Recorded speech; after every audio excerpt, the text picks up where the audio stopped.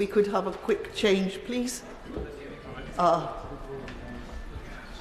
to the next urgent question. And to pose the urgent question, would members please sit down? Sir William Cash. Will the Minister make a statement on UK negotiations with the EU in respect of Gibraltar?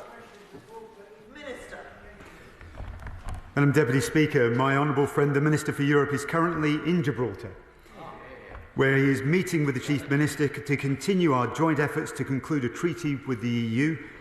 With the Government of Gibraltar, he will also be assessing contingency plans are in place in case of a non-negotiated or no negotiated outcome. His visit is also an opportunity to reiterate once again the UK's steadfast commitment to Gibraltar. In December 2020, the UK with Gibraltar and Spain agreed a political framework on how a future agreement between the UK and the European Union in respect of Gibraltar would function in the interest of all parties. This represented the first stage of a two-part process whereby the EU would examine a request from Spain in agreement with the UK to initiate the procedure for the negotiation of a separate UK-EU agreement in respect of Gibraltar. The key objective of the political framework is to safeguard Gibraltar's prosperity by ensuring that the people and goods can move easily between Gibraltar and the surrounding communities. This is important for the whole region's economy. The UK-EU negotiations began in October 2021. 17 rounds of formal negotiations have taken place in Brussels and London, and these have been supported by numerous technical sessions as well as official and ministerial engagements. The Foreign Secretary has met with Commission Vice President Šefčovič and separately Spanish Foreign Minister Alvarez, and underlined the UK's commitment to concluding a UK-EU treaty. The UK is steadfast in our support for Gibraltar and will not agree to anything that compromises sovereignty. While negotiations have been technically and politically complex, significant progress has been made. Both the UK and EU have presented texts throughout the negotiations. Agreement can only be achieved by respecting the balance of the political framework. Throughout this process, the UK government has worked side by side with the government of Gibraltar. Throughout our negotiations with the EU, the government of Gibraltar have formed part of our negotiating team. Alongside our joint efforts to conclude negotiations, the Foreign Secretary and Chief Minister agreed that it remained prudent to continue working together to ensure robust plans were in place for all scenarios, including non-negotiated outcome. Alongside UK-EU negotiations, the UK with Gibraltar has maintained a regular dialogue with Spain. It is in everyone's interest to conclude a UK-EU treaty to help secure future prosperity for both Gibraltar and the surrounding region. This can be done without prejudice to our respective positions on sovereignty and jurisdiction. In conclusion, as I mentioned, the Minister for Europe is in Gibraltar today, meeting with the Chief Minister and the Deputy Chief Minister in Gibraltar. This is a continuation of the close working relationship between our two governments, both in our efforts to conclude an agreement and to ensure robust contingency plans are in place. While we're not able to provide a running commentary on negotiations, I can assure the whole House that the UK's position remains as it has been throughout. We will not agree to anything that compromises sovereignty.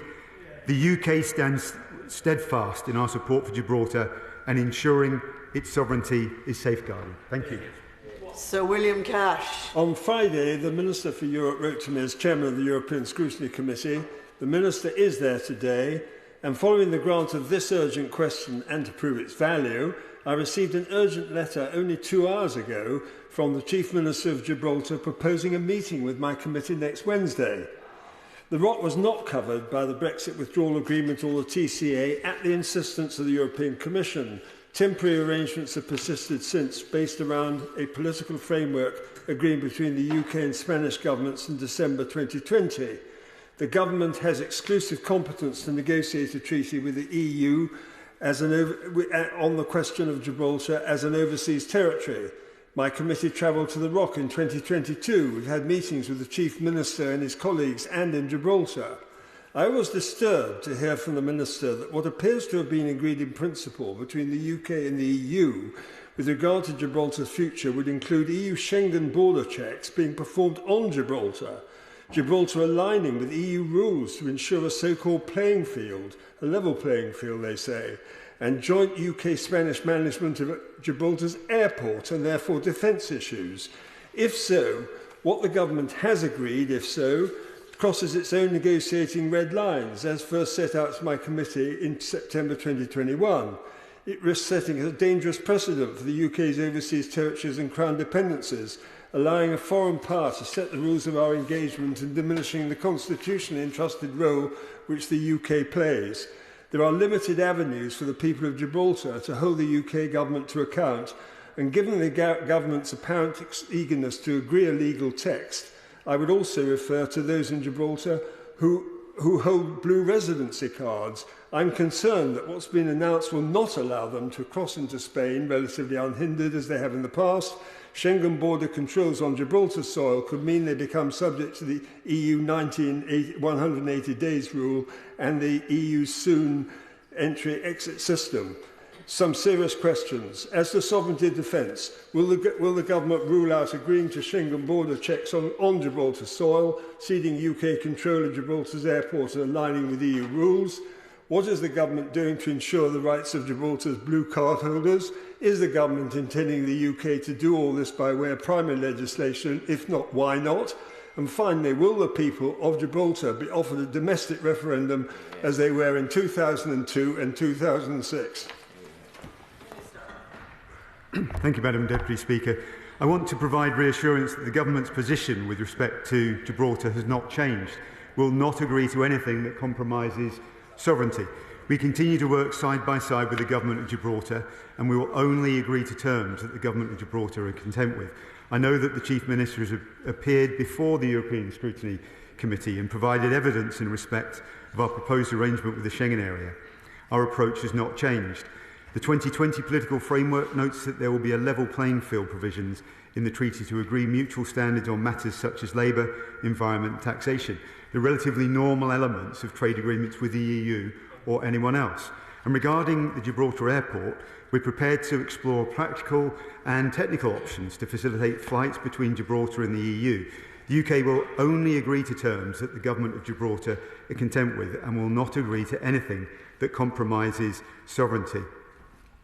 Madam Deputy Speaker, I think it's worth highlighting that in the letter the Chief Minister sent to my honourable friend, the member for Stone, he said that the UK and Gibraltar have never worked more closely together in delivering the outcome that the people of Gibraltar want.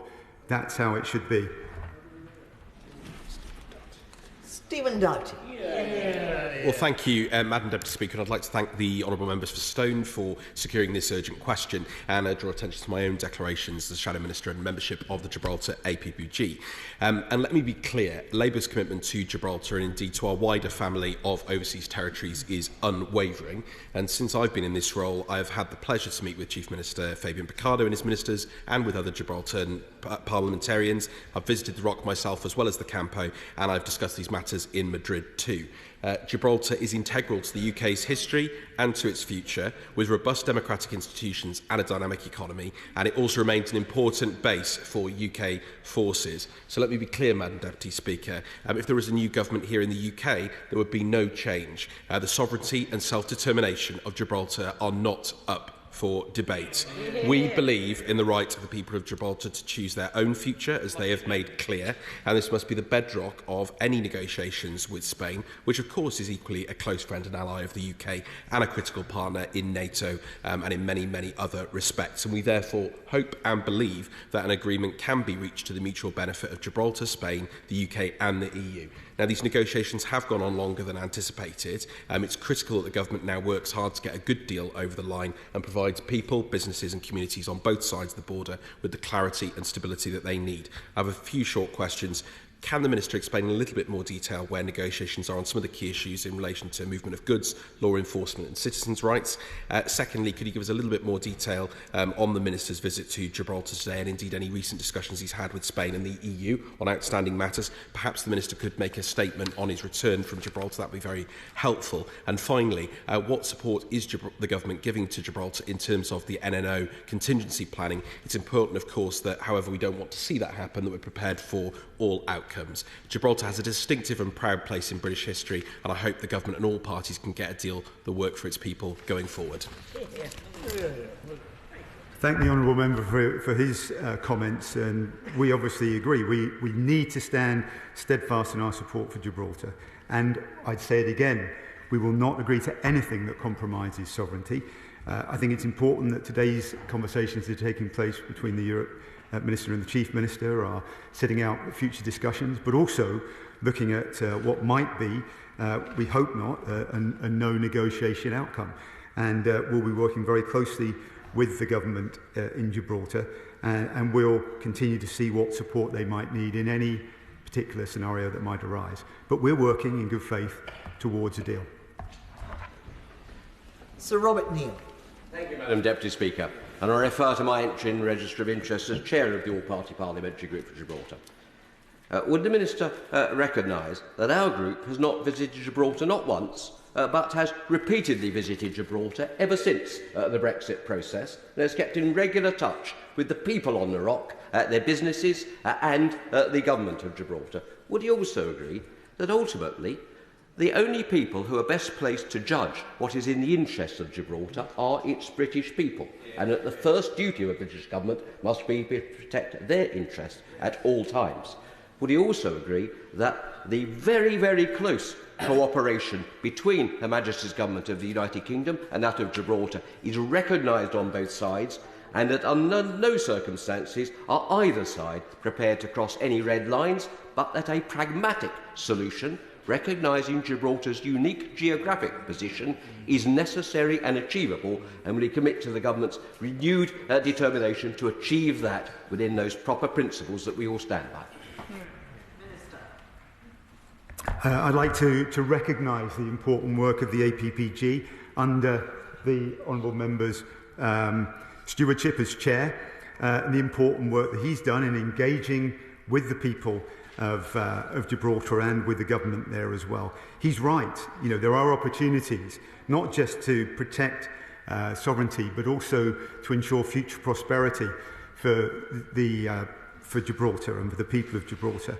And what I'd like to restate and underline, and it was very clear in the letter that was sent to the honourable member for Stone, I highlight these words, you know, that the UK government and Gibraltar have never worked more closely together, which is entirely right, given the seriousness and where we're at in the negotiating process. Kirsty Blackman. Thank you very much. I'm delighted to hear the cross-party outbreak of support that there is for nations choosing their own future. It's very unusual in this place. The UK has, over recent years, managed to trash its international reputation. Will the Minister let us know how much Brexit has cost Gibraltar so far? And will the Minister promise this House that the government will, this time, stick to its agreements, stick to the statements that it made to the member for Stone's committee, for example, stick to those positions that it held, and negotiate in the interests of the people of Gibraltar, not in the interests of ideological power trips?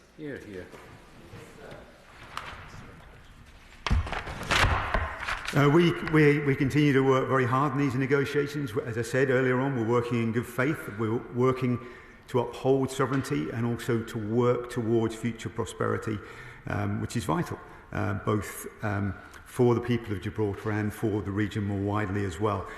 We're optimistic about those prospects, but we're planning for all scenarios. Sir Michael Ellis. Thank you, Madam Speaker. Can the Minister assure this House that the UK Government will not agree to any treaty that compromises UK sovereignty and remain steadfast in its support for Gibraltar?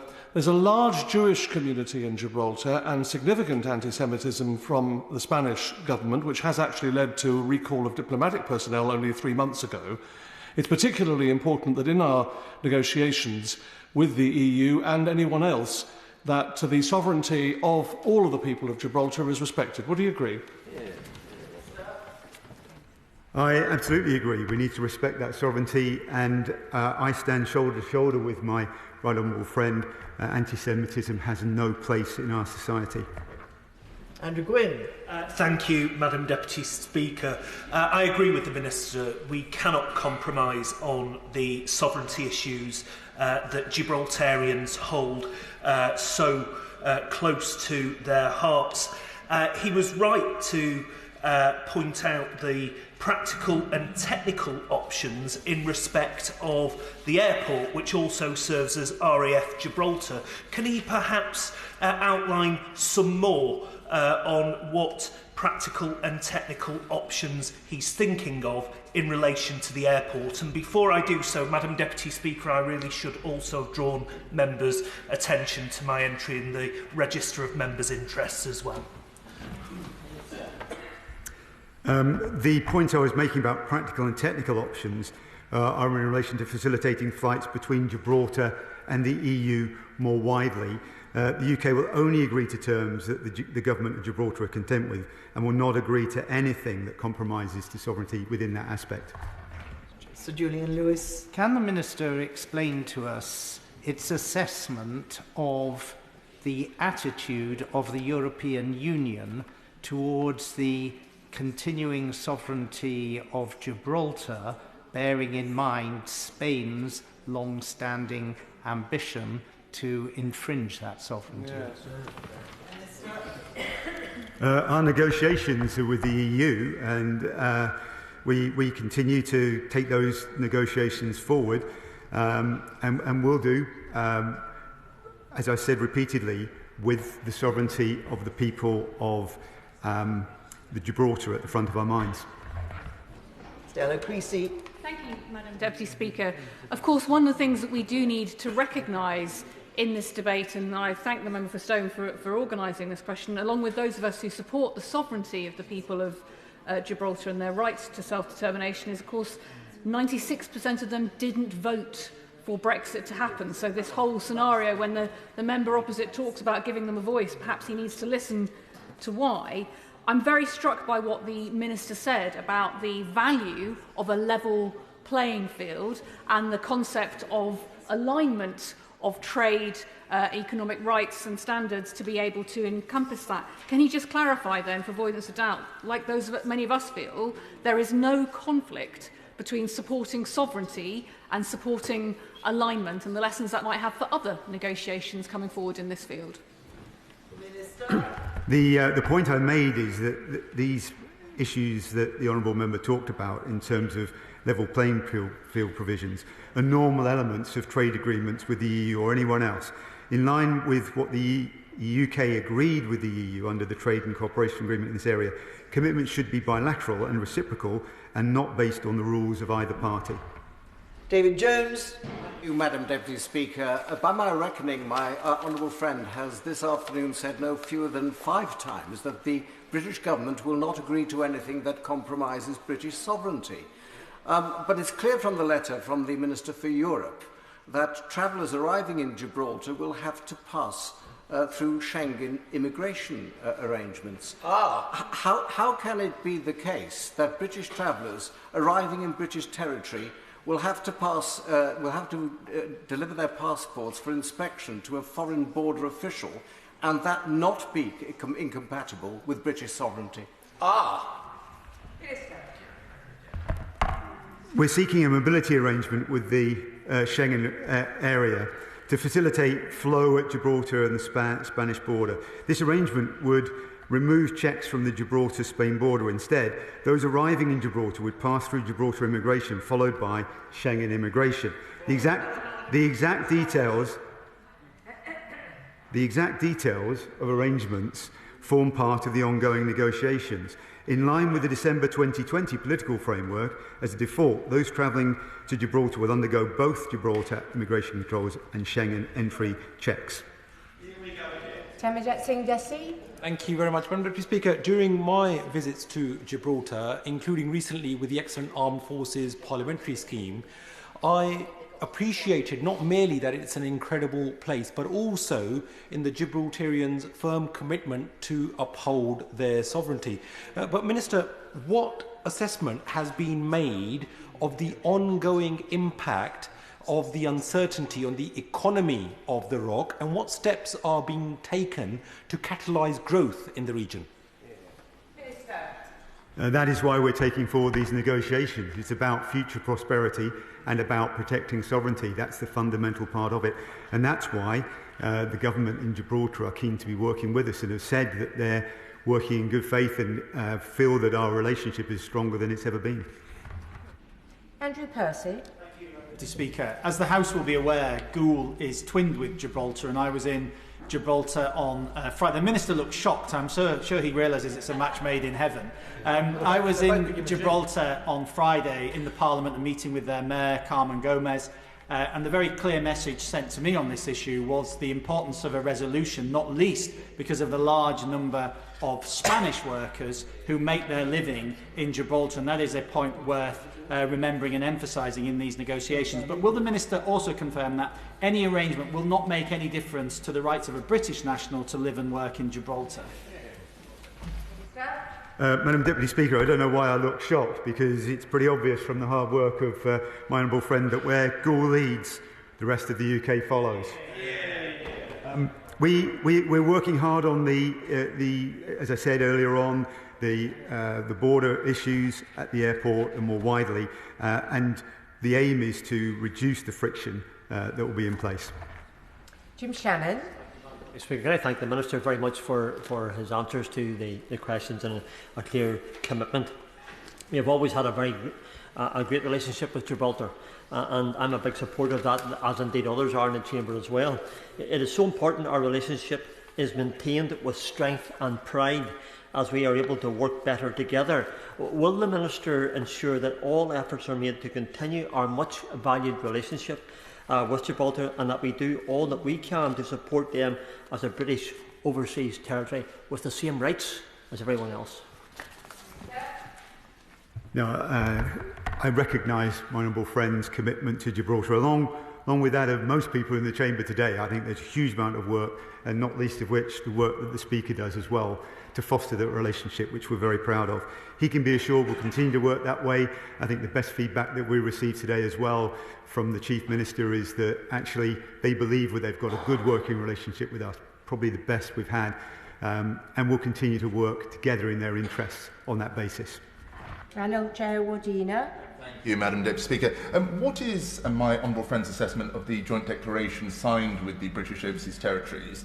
Does it provide, in his view, the right basis to work with them more closely in the future, including Gibraltar? And has, given the threats faced by Britain and her allies around the world, does he agree with me that our overseas territories are more important than ever?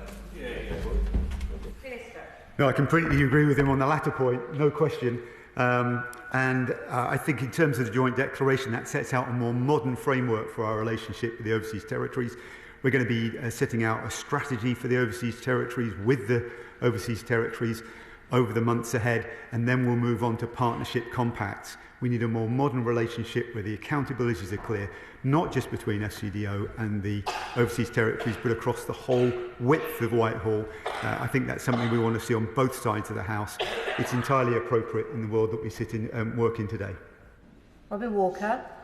Having spent 2.5 years engaged in the Department for Executive European Union with Gibraltar and chairing the JMC for the overseas territories in that process, I was very glad to hear the Minister today confirm the Minister is in Gibraltar talking to the Chief Minister directly. Would he agree that, as well as reiterating our position on sovereignty, it's important we show respect for the views of the people of Gibraltar, both in their determination to remain British and in electing their own government? And we must continue, as the Chief Minister has said, to work hand in glove with the Chief Minister and the Government of Gibraltar.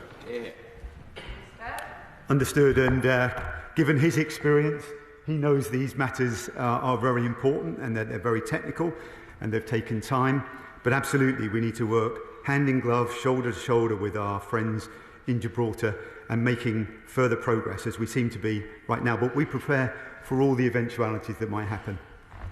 Greg Smith. Thank you, Madam Deputy Speaker. I've listened carefully to what the Minister has said, but fear that there are still many questions to be answered around the sovereignty question so ably raised by my right honourable friends for Stone and Clwyd West, and very particularly what it means for blue card holders on the Rock. So when the agreement is made between governments, will the Minister ensure that both the European Scrutiny Committee and the whole House has a full chance to fully scrutinise this agreement so that we can come to a conclusion ourselves on those questions? One of the principal objectives of the treaty is to provide for the fluid movement of all people in Gibraltar across the border with Spain. And of course, there'll be scrutiny. The Chief Minister said that he'd be very willing to appear in front of the European Scrutiny Committee, as will the Minister for Europe in the near future. I thank the Minister for answering the